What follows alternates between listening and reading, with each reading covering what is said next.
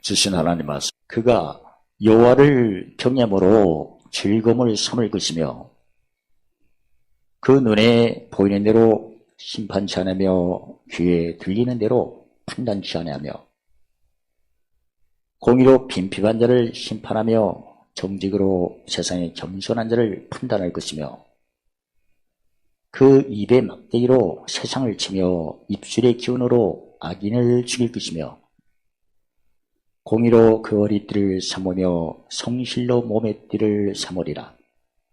그때 이리가 어린 양과 함께 거하며 표범이 어린 염소와 함께 누우며 송아지와 어린 사자와 살찐 짐승이 함께 있어 어린아이에게 끌리며 암소와 곰이 함께 먹으며 그들의 새끼가 함께 엎드리며 사자가 소처럼 풀을 먹을 것이며 젖 먹는 아이가 독사의 구멍에서 장난하며 젖된 아이가 독사의 굴에 손을 넣을 것이라.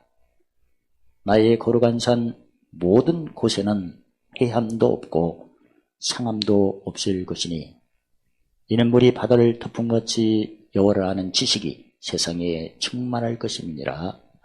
그 잠언 3장 16절에 그의 길은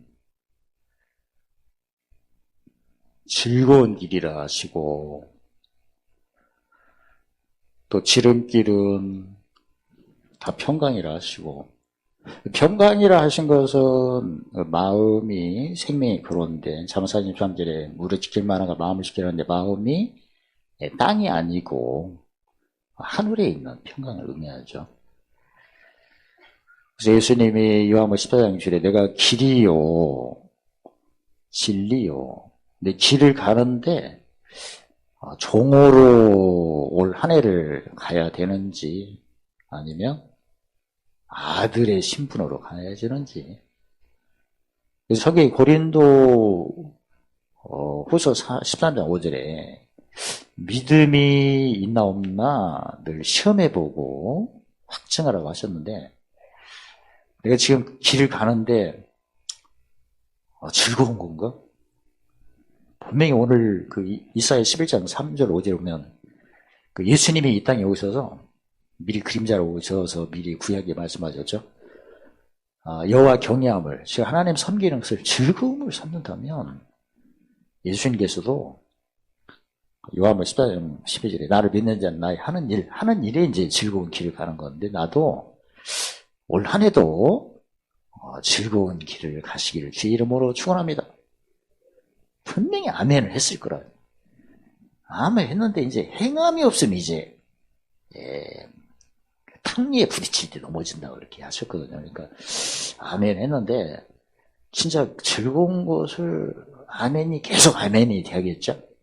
그러려면 일단 시편 38절에 맛을 보고 알아야 된다. 그래서 내가 길이요 진리이니까 어떤 맛을 봐야 된다? 진리의 맛을 봐야 된다. 그런 거죠. 그래서 내가 길을 가는데 끌려갈 건지 아니면 즐거움으로 한 단계 올라서 지름길로 갈 건지. 지름길로 즐거운 길로 간다면 진리를 알아야겠죠. 근데 가장 저희가 이 진리의 효능은 자유죠. 자유. 이 자유라는 의미는 뭐 예수님 밖에 있다면 예수님 안으로 그게 자유고, 그 다음에 예수님 안에서도 의에 줄이고 목말랐다는 의의 배부름이 자유요. 그 다음에 의의 배부름도 더 자유를 얻으려면 의를 이유하는 자로 가야겠죠. 그래서 그 이사야를 통해서 미리 구하시고 보신 말씀에 어떻게 하면 즐거운 길을 가는 수 있나 그걸 미리 구하시고 보셨죠. 근데 결국은 예수님이 이 세상에 오셔서 갈라디아서 14절에 십자가를 자랑하러 오셨기 때문에, 자랑한다는 것은 어떤 자리를 의미하죠? 로마서 15장 15절에 마음이 쉬우거든 항상 잔치 자리를 의미하거든요. 무슨 싸움? 이긴 싸움이니까. 지금 예수님이 보좌 우편에 계셔서 처수도 예비하시고 우리를 위하여 간구하신다고 표현하셨는데, 구체적으로는 우리를 지켜보신다는 거예요. 원수로 발등 상대까지. 그러니까 발등상이니까 원수는 무조건 발등상이 되는 거예요. 원래 예전에 뭐 전쟁할 때 상대방의 왕을 잡아가지고 항복을 실토하는 그 행사가 이긴 왕이 진 왕의 등을 발로 밟는 거였거든요. 그러니까 이긴 싸움을 의미한 겁니다. 그러니까 그래야 즐겁지 뭐 미리 즐거운 길이고. 그래서 이제 구체적으로 미리 보여준 것은 일단은 눈으로 본 대로 귀로 들은 대로 심판하지 말고 판단하지 말라. 표현은 심판하거나 판단하지 말라고 했는데 이걸 이제 구약이니까 종이죠. 종은 희미하죠. 거울을 보는 것 같이 그림자니까. 근데 예수님이 이제 오셔서 마태복음 10장 11절에 천국의 비밀을 아는 것이 허락됐어요. 그러니까 이제는 얼굴과 얼굴 보듯이 주께서 날 아듯이. 그러니까 눈에 보인 대로 심판하거나 귀에 들린 대로 판단하지 말라는 것은 한마디로 딱 말하면 로마 10장 4절에 예수 안에 속된 것이고 다 뭘로 받아라? 감사로. 그러니까 뭐 여기지 말라. 속되게 여기지 말라. 디모데전서 4장 4절에 뭘로 받아들여라? 감사함으로 받아들여라. 구약에서는 그 희미하니까 뭐 심판하지 말라, 판단하지 말라 했는데 지금은 속되게 여기지 말고 감사로 받으면 버릴 것이 없다. 왜 감사인가? 뭐 이긴 싸움이니까 당연히. 단지 내가 감사함으로 받는 것은 아무 근거 없이 감사는 아니에요. 무조건 감사 하는 게 아니고 예수 안에 오면 일단 고린도후서 5장 10절 새로운 피조물이에요. 거듭난 사람이지. 새로운 피조물이라는 것은 겉사람이 아니고 속사람, 영의 사람이다. 이제 새로운 피조물 되기 전에는 다른 말로 말하면 육에 속한 자고 예수 믿은 후에는 새로운 피조물은 영에 속한 자다. 그 말씀이에요. 영에 속한 새로운 피조물은 기본으로 권세가 요한복음 10장 18절에 버릴 권세와 다시 얻을 권세. 이게 버린 자리에 또 채우게끔 돼 있다는 거지. 그러니까 이전 것이 지나가면 새 것이 오게끔 돼 있는 거예요. 지나간 건 지나가고. 그러니까 그걸 우리 어렸을 때 그래. 이빨 빠지면 또 이빨 나죠. 근데 또 뺐네? 그럼 안 나. 그 이제 병원 가야 돼. 그 임플란트 박아야 돼. 그러니까 처음부터 잘해야 돼. 이빨이 빠지면 날 것이다 이렇게 생각하고. 그게 정해진 거니까. 근데 계속 빠면 안 되고 틀리 박아야 되고.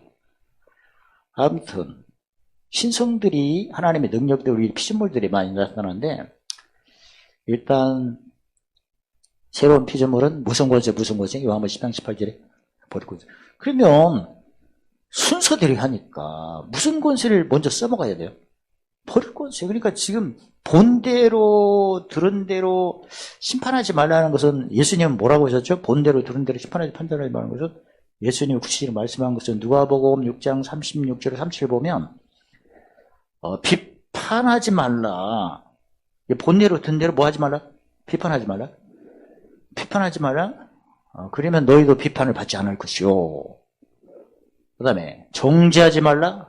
그러면 너희도 정죄하지 받지 않는 것이다. 그러니까 속되게 여기는 것이 두 개구나. 비판하거나 정죄하는. 정죄 같은 경우에는 그걸 아주 낙인을 찍은 거죠. 저 사람이 어제도 기분 나쁘면 오늘도 기분 나쁜 거야. 그러니까 정죄하려면 그 이사야 43장 18절 이전 일과 했은 일을 계속 안 잊어먹어야 돼요. 지난번에 예배 시간에 졸았어. 근데 오늘은 안 졸았어. 근데 지난번에 졸은 것 때문에 오늘도 미운 거야 그냥. 하루 건너뛴 게 뭐다? 정죄. 정해진 거지 뭐. 근데 십자가는 며칠이죠? 하루니까. 지난번에 목사님 설교가 길었으니까 오늘 어떻게 그렇게 하냐? 짧았어. 이렇게 굉장히 빨리 갔어. 그러니까 지나간 걸 갖고 생각하고 죄를 지정하는 게 정죄예요, 그게. 우리는 정죄의식이 많은 걸 느끼죠. 그러니까 십자가는 하루고 끝났으니까 오늘 이전에는 절대 생각할 필요가 없는 거예요, 예수 안에서. 만약에 이전 일을 생각하면 비판하게끔 돼 있고 비판 끝나면 정죄가 되는 거거든요. 이게 바로 뭔 여기서 그렇다. 로마서 10장 15절에 속되게 있는 거다. 근데 새로운 피조물은 절대 속되게 여기서는 안 되고 뭔가 내 속에 무슨 법이 비판하고 정죄하죠? 죄와 사망입니다. 죄와 사망의 법이 무슨 법을 사로잡으려고 마음을, 그걸 버리라고 하는 거지. 이 죄와 사망의 법이 마음의 법을 사로잡는 이런 모습들이 어떤 사람의 모습이에요? 기어코 사로잡히는 거지, 뭐. 속되게. 뭐. 그걸 버려라. 버리고, 무슨 법이? 생명의 성령의 법이 죄의 법은 물러가게끔 돼 있어요. 왜냐면 예수님 이겼으니까. 그리고 예수님 이름의 권세가 이사야 6장 9절에 기명 못 사셨는 영적 평강. 그래서 예수님이 오셔서 어떤 즐거움이 있나 보니까 일단은 눈에 본 대로 들은 대로 시판하지 말라. 십자가가 며칠이고 한 돌이고, 그리고 내가 날마다 자기 십자를 자랑할 때는 갈라디아 6장 18절에 세상이 나한테 못 박히는 거다. 세상이 나한테 못 박히는 표현을 이사야 60장 13절에 어두움과 깜깜함이 온다. 육신으로 보고 들은 데도 하지만 마음으로 느낀 것도 판단해서는 안 돼. 뭘로 해야 돼? 이전 것이 지나갔다. 지나간 후에는 무슨 일이 벌어지나 보면 어린 양, 이리와 어린 양이 거하며, 사실은 이리가 어린 양 보면 밥이잖아 이거.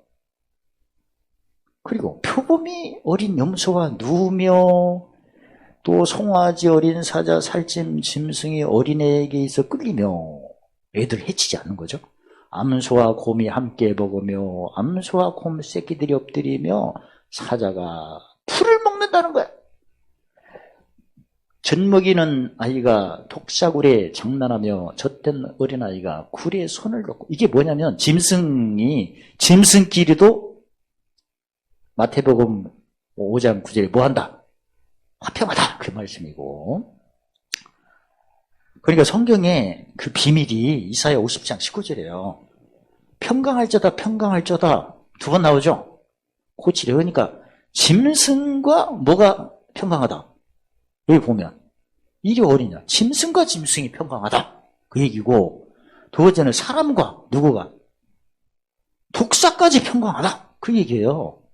그럼 짐승이라는 것은 비유인데 무슨 뜻인가? 이사야 시편 49편에 사람의 손이게 천하게 깨닫지 못하는 사람 말에, 깨닫지 못하는 짐승과 짐승은 어디 안에 있는 사람? 예수 밖에 있는, 예수 밖에 무슨 종? 죄의 종과 죄의 종끼리도 화평하다, 그 얘기고, 또 예수 안에 육에 속한 어린아이와 어떤 사람? 창성한 자가 화평하다, 그 얘기야. 그게 평강이야. 첫 번째 평강은 짐승과 짐승이 평강, 두 번째는 짐승과 사람이 평강. 그래서 온전히 고치리라, 할렐루야. 그게 비밀이요. 알았죠? 그 다음에 핵심은 알았을 거야. 무슨 도로 올 때 조심하자. 십자가 도. 세상이 나한테 못 바뀔 때 멋대로 판단하고 심판하지 마라. 지나간다고 생각. 뭘 하네. 그래서 나의 거룩한 산 모든 곳에 해담도 없고 성함도 없다. 응? 첫 번째 평강은 누가 평강? 짐승은. 두 번째 평강은 짐승과 사람만 해. 그래서 뭐 한다? 고친다. 어떤 사람을 고치는 거예요? 마태복음 5장 9절로 화평케 하는 하나님 아들로 고친다는 표현을 이제 풀이하면 화평케 하는 하나님 아들로 일컬음을 받는다, 그 말씀이야지. 하나님. 그리고 여호와를 아는 지식이, 물이 바다를 통같이 세상에 여호와를 아는 지식이 충만하다. 그래서 예수님이 우리에게 즐거운 길을 제시하는데, 무슨 도를 자랑할 때, 십자가를 자랑할 때 절대 본대로 들은 대로 판단하지 말고, 마태복음 4장 1절 못되스되 기록된 대로 의의 병기를 판단하셔서 올 한해 모든 은혜 넘치고 모든 것 풍성하고, 그리고 보물찾는 넉넉함으로 관계되고 완전하시기를 예수님의 이름으로 축원합니다. 할렐루야. 하나님 감사합니다. 올 한해도 십자가를 자랑하여 본 것 들은 것들은 다 지나가게 하시고 약속의 말씀을 보게 하시고 듣게 하시고 보물찾는 삶으로 관계된 것 완전하도록 축복하심을 찬양합니다. 예수님의 이름으로 감사하며 기도드리옵나이다. 아멘.